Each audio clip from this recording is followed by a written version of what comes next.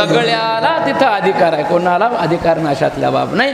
मग सगळेजण या, अवघे कुठं या, माझ्या मागे मागे, देवाच्या मागे जायचं. पण देवाच्या मागे जाता येत नाही, मग काय करावं, संतांच्या मागे जावं.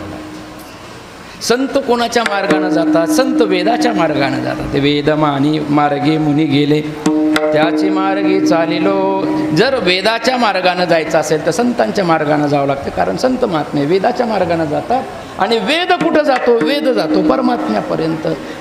म्हणून त्या मार्गाने आपण जायला, तेनेची पण ते चालू जाता पडे गुंता कुठे काय. त्यांच्या मार्गाने जर आपण जायला लागलो तर गुंता पडत नाही. ज्याला रस्ता माहिती आहे त्याला विचारून जावं माणसाला. नवीन गावात जर जायचं झालं तर आपल्याला रस्ता माहिती असेल तर बरं. आता मला इथं यायचं होतं, पहिल्यांदाच मी इथं आलो. नांदेडला इथून पुष्कळदा गेलो मी, परंतु इथंच मंदिर आहे